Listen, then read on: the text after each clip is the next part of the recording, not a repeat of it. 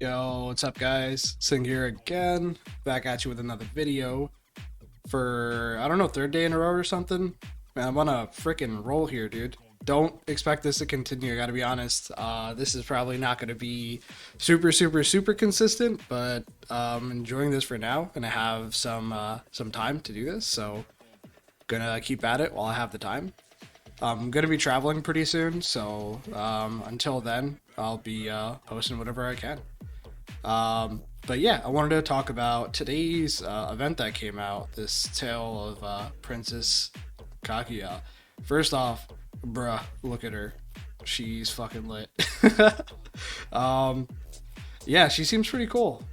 She seems really cool. I checked out her skills before when there was like a little bit of a teaser of her, I guess. I don't think anyone really, or I don't think she was supposed to be here, but she was here before. And I spotted her before with a friend of mine, and her skills look really good. So 35% range attack and 30% range HP. And for those who don't know, range HP is more important than range defense. And it's because of this, the base stat for range over here. You can see the range HP base stat is actually the highest. It's higher than attack even. It's again, the green numbers means this is being affected by my research and some tech and everything, or I'm sorry, and some buffs that I might be having. But the HP base stat for range is really high, so it's more important to buff that than it is defense. So it's actually pretty good general as far as the first skill. Let me show you what else about her is pretty good. So yeah, 35% attack, 30% HP. First skill, 10% attack and defense. March size capacity, 10% attack. I like the march size, it's pretty cool. 6% all troop attack. So okay, not the greatest so far, but the last skill is pretty nuts, man. So 30% attack, 15% defense, 15% HP. That's really good. Her scaling is quite good too. Almost a 9 on the leadership and almost a 9 on the attack, 8.83. And base stats overall pretty high. Her defense scaling is pretty good too, but I mean that doesn't matter too much. For those who don't know, like the green numbers over here, the scaling, that means like as they level up and get closer to, like, let's just say Monarch level 40, meaning general level 40, her skill, like her percentage for HP for leadership, attack for attack, and defense for defense will be higher. So if it's a lower scaling, let's just say her scaling was 8, her total potential is lower for HP. Or for attack, it's lower for attack. So pretty good scaling, pretty good buffs. I think she's a pretty good general, man. Let's compare that to Electra real quick, just to get kind of in a comparison. So Electra's HP scaling is really good, and attack scaling is pretty good too. So they're pretty on par in terms of scaling. Defense scaling is better over here. Actually, HP scaling is better too. But Electra gets 10% attack for range, and then if she brings a dragon, she gets another 20%. So in order for Electra to get the same attack as Kaguya, or I think that's her name, she needs to bring a dragon. So that's one thing. Okay, she gets attack and HP versus attack and defense. Same second skill, march size and attack. Okay, and then she has a range troop Ares, which is really good in comparison to the 6% range attack. So this is a 24% advantage already for Electra. But if you're comparing the first skill, there's a 30% HP advantage. And then marching range attack, 26% versus the, what was it, 30, 15, 60%. So I believe, just quick math, like estimation in my head, that Kaguya is better in terms of overall buff. Someone had done the math earlier. I think Simeon ends up with better attack. But defense HP, Kaguya ends up winning. And I think it's only by 4%. So I think it's very close as far as who's the best. I always say it's really not that big of a deal, man, if you have like Princess Kagia, or if you have Electra, if you have Simeon. Like the difference is really not so significant. But one thing I'm really happy about, oh, let me join these rallies. The one thing I'm really like kind of hype about that Evony is doing now, I think it's really healthy and really good for the game, is that they're finally releasing some rates as far as like how this goddamn wheel works. So I'll tell you about that.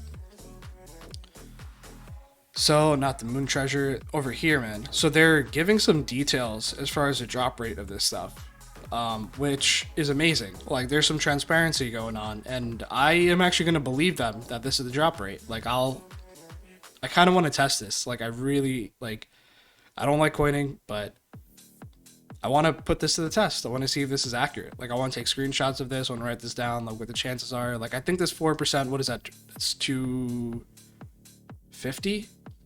1 in 250? Hold on. Let's figure this out. Should be 100 divided by 0.4. Yeah, 1 in 250. So that's really good. And then there's a 5% chance to get 5 Blood of Aries, 3% chance to get, or 8% chance to get 3. I mean, there's some decent stuff here. The Blood of Aries is kind of nice. And they actually tell you the layout. Okay, you can get 20 days of speed ups for 2.2%, some refined stones and all that. But anyway, there's a little bit of transparency coming out from Evony's side with the wheel and stuff like that, which is really good. I mean, I think that's kind of healthy for the game. Again, I freaking hate wheels so much. Like, the wheel concept is terrible. Like, this is literally like, here's money, give me a reward. That's not how games should be played at all. Like, that's not the best way for any game in any form to be played. But I mean, we understand what kind of game this is. But one thing I will praise Evony for is that they're going in the right direction as far as transparency with the players. I think that's extremely healthy. They're giving some kind of drop rate, and there's a guaranteed when you hit the 280, 100% on that 280th spin, you're gonna get her. So that's kind of cool. And you get these moon bamboos from resource spots and monsters. So I got 7 today from bosses, and I think that's the cap from bosses. And I'm gonna do tiles for the rest of the day and find out how many you can get. But it's a 15-day event, right? So let's see this again. So it's a 15-day event. 7 times 15. So I can get 105 chances just from bosses. So let's just say minus 280. So it's 175 left over that I would need for the guaranteed. That's not bad. So 175. So let's just say I just do the bosses, right? So only the bosses every day. 7 times 15, 105. And I do that times 0.4. There's a 42% chance that just from bossing that I'll end up with Kagia. Just from spinning. And I'll get all this other extra stuff as I spin. Some of it, but that's not bad for free, you know? 42% chance. We need a pretty big sample size to test that. I mean, I could test that with my alts. I have a pretty good amount. I could test and see if they're all joining rallies and stuff, which I don't plan to be doing the whole time, but I also will see from gathering how many you end up getting. But anyway, that's my part of my thoughts about her. The other thing is, like, if you're a rally setter, and let's just say you do have Electra as your main, which is my situation, you probably don't want Kagia as your backup. You probably still want, in the long run, you probably still want Tamaris as a secondary. I have confirmed that she doesn't work with Simeon, sadly. Simeon doesn't seem to be too friendly with a lot of generals, which is a little bit unfortunate. But Electra seems to play well with a lot. And I got a tip from someone in my last video. He left a comment, which is really kind of him, about Electra's first skill being a 15% plus like a double name effect where it says if you bring a dragon, it's 20% more. And generals that have this like double name effect end up being the ones that are able to play nice with the generals that have like the non-double name effect.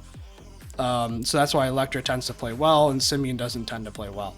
And it also is why like Hannibal and Martinus actually do play well together. So Kaguya can pair with Electra, which is kind of nice, but unfortunately doesn't play well with Simeon. But yeah, so something to keep in mind. Kagia might not be the choice for you to pair with Electra if you are the rally lead, because you probably want that rally cap. Just a bit of a side note. But anyway, I'm appreciating the transparency from Evony.